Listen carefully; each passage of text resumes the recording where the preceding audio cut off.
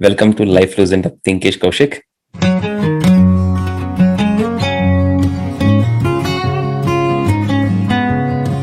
तो चलिए first question पे आते हैं। Can you just tell me like कि वो क्या हुआ जब आप 9 साल के थे? There was a painful incident which happened with you. Can you just describe what happened that time? तो जब मैं बचपन में मुझे इलेक्ट्रिक शॉक लग गया था जब मैं 9 साल का था। तो मैं छत के ऊपर पतंग उड़ा रहा था और पतंग उड़ाते उड़ाते वो 11,000 वोल्टेज के वायर में जाके अटक गया, जो कि छत की बाउंड्री से 2 फीट की दूरी पे था। और जैसे ही मैं पास में पहुंचा और मैंने अपना लेफ्ट आर्म उठाया उसको टच करने के लिए, जो वो डोर होती है, डोर मेरे हाथ में, लेफ्ट हाथ में थी। तो जैसे ही मैंने उसको खींचने की कोशिश की तो मेरा हाथ उस पे जाके अटक गया, खींच लिया उसने। और फिर 2 मिनट तक मैं उसके ऊपर रहा, पूरा बर्न हो गया था हाथ तो मेरा ऑन स्पॉट ही। और पैर, नंगे पैर था, तो इसलिए अर्थ की वजह से वो करंट पास हुआ और छत भी गिली थी, तो वहां से पैर भी इफेक्ट हो गए मेरे। तो ऐसे ही ट्रीटमेंट चला, फिर डिस्चार्ज हुआ 3-4 महीने के बाद। फिर जैसे डिस्चार्ज हुआ मैंने अपना स्कूलिंग स्टार्ट कर दिया, वहीं से कंटिन्यू किया। सेकंड स्टैंडर्ड से ही स्टार्ट कर दिया, सेकंड के मैंने एग्जाम दिए और फिर थर्ड स्टैंडर्ड में ऐसे। तो मेरी मम्मी मुझे स्कूल लेके जाती थी, घर लेके आती थी, ट्रीटमेंट में भी वहीं मुझे लेके जाती थी। जैसे ट्रीटमेंट फिर मेरा 2 साल तक चलता रहा, तो वही मुझे लेके जाती थी गोद में। उस टाइम पे कोई लेग्स नहीं थे, तो वो गोदी में उठा के लेके जाती थी। तो ऐसे ही लाइफ चलती रही। फिर पीजीआई से मैंने अपने आर्टिफिशियल लेग्स लगवाए सबसे पहले। वो आपने कभी देखा होगा, पहले जमाने में काफी हैवी लेग्स होते थे, लकड़ी के बनते थे वो। तो वो यूज किया मैंने, ट्रेनिंग उसी पे स्टार्ट किया, फिजियोथेरेपी वगैरह। तो 6-7 महीने वो ट्रेनिंग चलता रहा। फिर लाइफ कंटिन्यू चल रही थी, मतलब सब चीजें साथ के साथ चल रही थी, ये नहीं कि कोई चीज रुक गई। तो सब मैंने ऐसे ही धीरे धीरे सीखता रहा। फिर मैंने अपना स्कूलिंग कंप्लीट किया। 2015 में मैंने बीकॉम ग्रेजुएट किया। और फिर ये होता है कि अभी जॉब करनी है, गवर्नमेंट जॉब चाहिए, डॉक्टर बनो या इंजीनियर बनो, पर कुछ भी बनो, एक सरकारी नौकरी का थप्पा लगाना चाहिए सबको। राइट। ये अपनी इंडियन मेंटेलिटी होती है अपने पेरेंट्स की, क्योंकि वो चाहते हैं कि बच्चों का भविष्य सिक्योर हो जाएगा इन फ्यूचर में जाके, इनको आगे कोई प्रॉब्लम फेस नहीं करनी पड़ेगी, वो अपनी जगह पे सही रहते हैं। तो मैंने भी अपना ट्राई किया कि चलो एग्जाम देते हैं बैंकिंग वगैरह में, एसएससी वगैरह मैंने एग्जाम दिए, लेकिन कभी क्लियर नहीं हुआ, क्योंकि मैं बहुत ही मैथ में वीक स्टूडेंट रहा हूँ हमेशा से। तो वो चीजें फैक्टर करती है कहीं ना कहीं, तो आप किसी भी सब्जेक्ट में तो सब क्लियर करना पड़ता है। तो वो कभी क्लियर नहीं हो पाया मेरा। फिर सोचा कि ऐसे तो कंटिन्यू नहीं हो पाएगा, अभी खुद के डिसीजन तो खुद से ही लेने पड़ेंगे लाइफ में।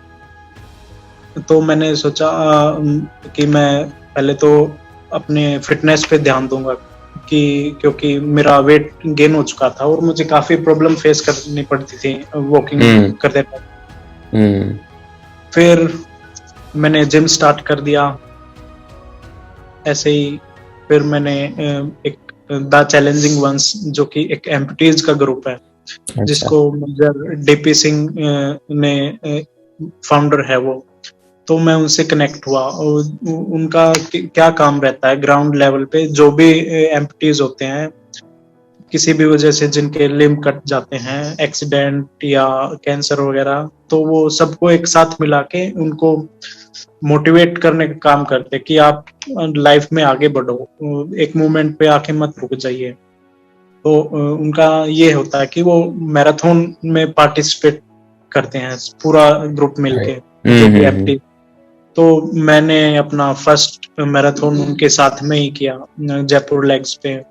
तो जो मैंने वो रन किया था, थोड़ा ही रन था, क्योंकि जो मैं जयपुर फुट यूज करता था, हम्म, वहाँ पे मैंने एक रन किया, एक वीडियो बनाया, फिर उसको अपलोड कर दिया अपने सोशल मीडिया के ऊपर, फेसबुक और ये यूट्यूब अपना। वायरल हो गया वीडियो? और हाँ, वो वायरल इतना नहीं हुआ, क्योंकि मेरे लिए वो वायरल हो गया। अच्छा। मेरे लिए, मेरे बेनिफिट के लिए वो वायरल हो गया। जहां हम्म, तक उसको पहुंचना चाहिए था वो पहुंच गया, क्योंकि हम्म, मैं एक वो फंड रेज स्टार्ट कर रहा था, क्राउड फंडिंग, कि मैं अच्छे लेग प्ले सकूं उससे बेटर, ताकि मुझे रनिंग में, वॉकिंग में इजी हो जाए। तो जैसे ही मैंने वो क्राउड फंडिंग स्टार्ट किया, उसके सेकंड नाइट में मुझे उनका एक आदित्य मेहता फाउंडेशन है, जो एक पैरासाइक्लिस्ट है, तो उन्होंने मुझे अप्रोच कर दिया था कि हम लोगों ने आपका वीडियो देखा, हम आपकी हेल्प करना चाहते हैं, स्पॉन्सर करेंगे हम आपको फुली, और आपको ट्रेनिंग भी प्रोवाइड करेंगे इन फ्यूचर। तो मेरे लिए तो ये बेनिफिट रहा कि जो मैं ट्राई कर रहा था लेग्स के लिए वो हो गया, और एक अप्रोच भी आ गया कि अभी मुझे जिस फील्ड में जाना था मैं उस फील्ड में जा भी रहा हूँ, स्पोर्ट्स और फिटनेस में। तो उन्होंने फिर मुझे हैदराबाद में ट्रेन किया। हैदराबाद बेंगलोर ट्रेनिंग कैंप चलते रहते थे ऑल ओवर इंडिया। वो बीएसएफ और सीआईएसएफ के साथ उनका पार्टनरशिप था, कि क्योंकि हमारे सोल्जर्स भी बॉर्डर के ऊपर किसी भी बॉम्ब ब्लास्ट में या उसमें उनके लिम्स लॉस हो जाते हैं, तो वो उनको भी ट्रेन करते थे साइकिलिंग में। तो वो ऑल ओवर चलता रहता था। तो मैंने 2 साल 2017-18 उनके साथ ट्रेनिंग लिया। फिर मैं 2018 में पुणे शिफ्ट हुआ और एक और ट्रेनिंग कैंप अटेंड किया मैंने। मेरा मतलब फाइनल ट्रेनिंग था एशियन पैरासाइक्लिंग के लिए। जब मैं ट्रेनिंग कर रहा था तो उसके नेक्स्ट मंथ में ये अपना क्या बोलते हैं, क्वालिफाई होने वाला था। इंडिया ट्रायल चलने वाले थे इंडिया के लिए। तो मैंने ट्रेनिंग टाइम पे 3-4 बार गिर गया मैं, तो उसमें काफी लॉस हो गया। जो मैं लाइनर यूज करता हूँ अपने लेग्स में और उसको सपोर्ट करने के लिए, तो वो गिरने से फट जाते थे। तो 40,000 एक बार गिरने का लॉस होता था। तो वो एक लॉन्ग टर्म में सोचते हुए मैंने उस गेम को क्विट किया कि मैं अफोर्ड नहीं कर सकता, ना ही फाउंडेशन डेली अफोर्ड कर सकती है इतना। तो मैंने उसको छोड़ना ही बेटर समझा सबके फ्यूचर के लिए। तो 2018 में जैसे मैं पुणे शिफ्ट हुआ, जिन्होंने मेरे लेग्स बनाए थे उन्होंने मुझे अप्रोच किया कि मैं दूसरे एम्प्टीज को ट्रेन करूं फिजिकली और मेंटली, क्योंकि काफी लोगों का मेंटल ब्रेकडाउन हो जाता है कि वो सोचते हैं कि हमारे साथ ऐसा क्यों हो गया। तो मैं उसमें काम करता था उनके साथ यहाँ पुणे में। फिर मेंटल काउंसलिंग मतलब क्या होता है यूजुअली? मेंटल काउंसलिंग मतलब इमोशनल ब्रेकडाउन। जैसा मेरे साथ ही, मैं अपना ही एग्जांपल लेता हूँ। अगर मेरे साथ मेरे एक्सीडेंट में तीनों हाथ, दोनों पैर और हाथ कट गए, या किसी का एक पैर कट गया, तो उनको क्या होता कि मोस्टली यंग लोगों को, कि उन्होंने अभी तो अपनी लाइफ स्टार्ट भी नहीं की थी प्रॉपर वे में, उनके साथ ये हैपनिंग हो गया, उनकी क्या गलती थी। तो वो मेंटली डिस्टर्ब हो जाते हैं। वहां से उनको कैसे पुश करना है आगे लाइफ में बढ़ने के लिए, तो वो काम मैं करता था। कैसे पुश करते हो उनको? मतलब मेंटली उनको कैसे स्ट्रॉन्ग बनाना है। मतलब लाइफ खत्म तो नहीं हुई ना हमारी, एक पैर गया, मतलब वर्बली ऐसे बोल के पुश करते हो उनको, मतलब जैसे कि मोटिवेशनल वर्ड्स। वर्बली और फिजिकली, क्योंकि जो मैं करता हूँ, मैं तो इतने 15 साल से 18 साल से करते हुए आ रहा हूँ ना अपनी लाइफ के अंदर। राइट। उनका तो अभी हुआ है, तो उनको मैं एक लाइव एग्जांपल के तौर पे चीजें करके दिखाता था कि देखो मैं लाइफ में क्या क्या चीजें कर रहा हूँ। तो वहां से एक मेंटलिटी स्ट्रोंग होती है, वो जब देखते हैं तो उनको रिलीफ मिलता है, क्योंकि इसके तो 3 लिम्ब नहीं है, मेरा तो एक ही नहीं है, तो मैं तो ऑब्वियसली बेटर ही करूंगा अपनी लाइफ के अंदर। राइट। जैसे भी थॉट्स को लेके जा सकते हो ना पॉजिटिव वे में, राइट, तो एग्जैक्टली। डिलीवर कर देते थे एक्शन और बाय टॉक। तो उसमें उन चीजों को हेल्प मिलती, काउंसलिंग हो जाती थी उनकी। फिर जैसे उनका मेंटल काउंसलिंग हो गया, उसके बाद उनके जैसे ही वो आर्टिफिशियल लिम्ब लेते थे, तो उसके बाद उसका ट्रेनिंग भी, कैसे चलना है, कैसे स्टेप्स होने चाहिए, कैसे स्टेयर्स चढ़ना है, कैसे उतरना है, तो ये सब चीजें मैं उनको पर्सनली लाइव करके दिखाता था हॉस्पिटल के अंदर, पुणे में ही। राइट। तो सर ने मुझे अप्रोच किया था कि आओ आप हेल्प करो दूसरे लोगों को भी। मैंने बोला ठीक है, मैं कोई जॉब तो वैसे भी नहीं कर रहा था, बस स्पोर्ट्स में ही था। तो वो उन्होंने अप्रोच किया, मैं पुणे शिफ्ट हो गया। फिर ऐसे ही मैंने काम किया उनके साथ 1 साल तक। और फिर मैंने अपना सर्टिफिकेशन करने का सोचा। मैं फिटनेस में था, लेकिन मेरे पास कोई सर्टिफिकेशन नहीं था, तो सर्टिफिकेशन किया, ढूंढा कहाँ से कर सकते हैं। तो स्मिता गौतम है जो मेरे मेंटर है इस फील्ड में, उन्होंने मुझे फुल सपोर्ट किया, कि उन्होंने फाइंड आउट किया INFS के पास। INFS उस टाइम पे फिटर स्पोर्ट्स होता था, आपको याद होगा। यस। हाँ, तो उन्होंने ढूंढ के निकाला। फिर अप्रोच किया जैसे सर को कि सर्टिफिकेशन करना है और फाइनेंशियल कंडीशन इतना अच्छा है नहीं कि मैं पे कर पाऊँ, तो मुझे स्कॉलरशिप दिया एक्सपर्ट और फाउंडेशन कोर्स दोनों के लिए। तो मैंने 2020 में दोनों कंप्लीट कर लिए हैं, 2019 और 20 में कंप्लीट कर लिए हैं। और उस टाइम पे 1 साल तक जैसे मैंने सर के साथ काम किया दूसरे लोगों को ट्रेन करने के लिए। फिर मैंने सोचा अभी मैं ऑन फ्लोर एक्सपीरियंस करता हूँ चीजों को। तो मैंने जिम्स में अप्रोच करना स्टार्ट किया कि मुझे जिम में जॉब चाहिए, तो उन्होंने मुझे दे दिया जॉब। तो वहां पे मैंने में 3 मंथ किया था, क्योंकि काफी लॉन्ग आवर रहते हैं, 8 to 9 आवर्स आपको स्टैंडिंग में रहना पड़ता है। तो मैं तो इतना नहीं रह सकता, तो वो मेरे लिए थोड़ा पेनफुल रहा। तो मैंने 3 महीने के बाद वो क्विट कर दिया। अच्छा। हाँ। और तो मुझे एक बोलो, व्हाट मोटिवेट्स यू? क्योंकि कैसा है, इतने लोग आते हैं, इतने सब आप काउंसलिंग करते हो। मैंने किधर तो एक पढ़ा था कि डॉक्टर को भी एक डॉक्टर की जरूरत है, वो खुद का इलाज नहीं कर सकता, राइट? बिल्कुल।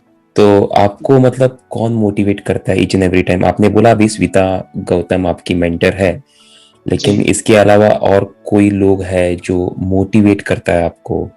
और आप क्या कुछ देखते हो और खुद को मोटिवेट करते हो? मोटिवेशन किस वे में लेते हैं हम, एक की बातों से, एक्शन से। तो मेरे लिए जो चीजें मैं कर रहा था, मैं फिटनेस फील्ड में था, मैं दूसरे लोगों को काउंसल कर रहा था, मैं साइड बाय साइड मैराथन्स भी कर रहा था। तो जो मैं एक्शन करता था, मैं तो एक सब्जेक्ट हो गया मेन, जो मैं चीजें करता हूँ। तो मोटिवेशन मेरे लिए कहाँ से आता है? जो लोग मुझे सपोर्ट करते हैं, तो वो लोग मतलब उनके सपोर्ट से ही तो मैं आगे बढ़ रहा हूँ ना। राइट। मेरे लिए तो मोटिवेशन वही है कि अगर वो लोग मेरे लिए इतना एफर्ट डाल रहे हैं, तो मैं भी अपना एफर्ट दूं अपना बेस्ट करने के लिए। राइट। तिंकेश भाई, मुझे एक बोलिए, मैंने आपका एक वीडियो देखा यूट्यूब में, वो बंजी जंपिंग वाला। भाई मैं वो देख के ही डर गया। आपने कैसे किया वो? मैं देख के मतलब मैं कम से कम 2 बार रिवाइंड करके जानबूझ के देखा कि मैं दूसरे बार डरता हूं कि नहीं, लेकिन एवरी टाइम क्योंकि मुझे वो I am scared of Heights. तो मैं एडवेंचर राइड जो रहता है ना, वो मैं कर नहीं सकता। लेकिन कर नहीं सकता ऐसा बोल नहीं सकते, but somewhere I have to start doing it. क्योंकि मैंने मेरे वाइफ को प्रॉमिस किया कि इस साल में कुछ तो एक राइड्स उसके साथ बैठूंगा, क्योंकि उसको बहुत राइड्स पसंद है लेने, और मुझे राइड्स मतलब मुझे बहुत डर लगता है। तो हमारा हमेशा वो कंपैटिबिलिटी टेस्ट है ना, उधर फेल हो जाता है। तो इसलिए मैंने उसको प्रॉमिस किया है कि इस साल कुछ भी हो, एक राइड तो डेफिनेटली करूंगा मैं उसके साथ, लेकिन मुझे इतना ही बोलो कि यार कॉन्फिडेंस किधर से मिला आपको? मैं देख के ही इतना डर गया। जी, तो जो वो बंजी जंप था वो नेपाल काठमांडू के अंदर किया था मैंने। तो वो भी ऐसा नहीं कि तुरंत हो गया, उसके लिए करीबन 1.5-2 साल लग गए थे उस चीज को होने अच्छा के लिए। अच्छा। हाँ, क्योंकि प्लानिंग था कि कुछ करना है, डिफरेंट करना है, ताकि वो एक सबके लिए एक अलग ही लेवल पे पहुंच जाए। तो अच्छा। करना कहाँ पे है, कब होना है, हम्म। वो चीजें पता नहीं थी कब होगा, कैसे होगा। लेकिन वो था, अम, एक और मेंटर थे, सुमी, सुमी थी दार्जिलिंग से, सुमी श्रेष्ठा बोल के। तो हम्म। उन्होंने मुझे स्टार्टिंग में हेल्प किया था। हम्म। जैसे मैंने बताया ना कि क्राउड फंडिंग वगैरह स्टार्ट किया, हम्म। तो जो भी राइट वगैरह था उन्होंने दिया था मुझे। तो वो साथ थे मेरे, तो उन्होंने मुझे हेल्प किया, उनका फुल सपोर्ट था। तो उन्होंने मुझे एक्चुअली उस चीज के लिए बोला था कि कुछ डिफरेंट करना है। तो ऐसे ही 2 साल निकल गए सोचते सोचते कि कैसे करना है, कब करना है, वो टाइम पता नहीं था।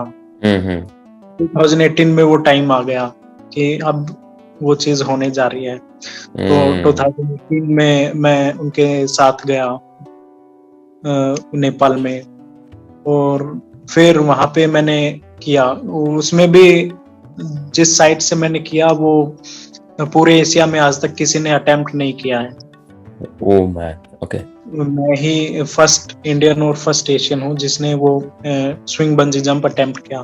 तो उनके लिए भी, जिन्होंने ऑर्गेनाइजर थे द बंजी जंप जो साइट रहता है, तो उन्होंने भी आज तक किसी एम्पुटी या फिजिकल चैलेंज पर्सन के साथ किया नहीं था कभी। अच्छा। तो उनके मन में भी डर था कि कुछ मिस हैपनिंग हो जाएगा, ऑलरेडी मेडिकल कंडीशन है। हम्म। तो एक मेडिकल वो एक साइन किया, जो भी होगा अपनी जिम्मेदारी पे होगा। अच्छा। हाँ, नाइस। वो चीज किया मैंने। एक डिफरेंट एक्सपीरियंस रहा कि मैंने फ्री फॉल किया। मेरे लिए तो वो फ्री फॉल ही था, क्योंकि राइट। देखो उसमें मेरे लिए क्या फैक्टर करता था, मैं जैसे जंप करूंगा, अगर बाय चांस मेरा लेग निकल गया तो वो मुझे वापस मिलने वाला तो है नहीं। वो राइट राइट। गिर जाएगा कहीं तो वो हम्म। ढूंढने से नहीं मिलेगा। तो वो मैंने किया, एक कि सोचते हुए कि कुछ भी हो सकता है। सेफ्टी तो ऑब्वियसली थी साथ में, हम्म। लेकिन लेग्स का तो कुछ नहीं था ना। वो तो ऐसे इतना ऊंचाई से गिरोगे आप तो निकल जाएगा, तो कुछ नहीं होगा। लेकिन वो कर लिया। नाइस। लेकिन वो टफ मोमेंट नहीं था, टफ मोमेंट था जहां से मैं पूरा नीचे गया। तो 565 फीट का हाइट था वो जो मैंने ओ। जंप किया। World right. का सबसे हाईएस्ट पॉइंट है वो। अच्छा। हाँ, जंप। तो वहां से ऊपर आना मेरे लिए थोड़ा टफ गया, क्योंकि ओ। ऊपर आने के लिए हमको अपना पहाड़ों से ऊपर आना होता है। ओ अच्छा, ऐसा रहता है। मुझे क्या हाँ, लगा वो एक मशीन रहती है, उससे वो फिर से खींचते हैं तुम लोगों को। नहीं, वो बंजी जंप हो गया। जो मैंने किया वो स्विंग था। ओ बंजी में अच्छा। तो आपको वापस उल्टा आ जाएंगे, लेकिन अच्छा। स्विंग में आप ये जाएंगे ना, स्विंग और होते हुए जाएंगे। ओ राइट राइट, समझा। अच्छा अच्छा। मोमेंट पे जाके आप नीचे ही रुक जाते हैं, और फिर साइड में जाके आपको नीचे से पूरा ऊपर आना पड़ता है। अच्छा अच्छा अच्छा अच्छा, nice nice nice. Kind of trekking experience हो गया मेरे लिए कि हाँ, ये चीज भी हो सकती है। अच्छा अच्छा। तो तिंकेश जी, मेरा एक लास्ट सवाल है। Can you just give around 2 tips to amputees who are watching this video, and see 2 tips for general people? मैं दोनों के लिए ही बोलना चाहूंगा। Go एम्पुटीज ahead. और जर्नल दोनों एक ही है ना, बंदे तो एक ही हैं। Definitely. तो अभी जो करंट सिचुएशन को देखते हुए, जो लॉकडाउन चल रहा है इंडिया में या बाहर कहीं भी पेंडेमिक चल रहा है, तो आप अपने घर में सेफ रहिए, अपने फिटनेस पे ध्यान दीजिए। ये नहीं कि आपको जिम में जाना जरूरी है, आप घर पे रह के बॉडी वेट वर्कआउट और वेट ट्रेनिंग से डंबल ही चाहिए आपको, उनसे फिट हो सकते हैं। जरूरी नहीं है कि आप जिम में जाके ही फिट होते हैं, घर पे रह राइट। के हो सकता है। और अपनी फिटनेस पे ध्यान दीजिए और अपने डाइट पे ध्यान दीजिए। आप नाइस, जैसा बॉडी के अंदर फीड करोगे, बॉडी वैसा रिएक्ट करेगी। और नाइस। काफी लोग हैं जो वापस से नेगेटिविटी में आ जाते हैं। लॉकडाउन लगता है, उनको लगता है घर पे ही बैठना होगा, पैसे नहीं है, काम कैसे चलेगा। तो उन चीजों को भूल के जो आपके पास है उन चीजों का शुक्रिया करें और खुश रहिए अपनी लाइफ के अंदर। Well, fantastic. Thank you so much. It was so pleasure to talk to you, and thank you for your time for our show. Hey folks, please share and subscribe to our YouTube channel and don't forget to hit the bell icon for timely updates.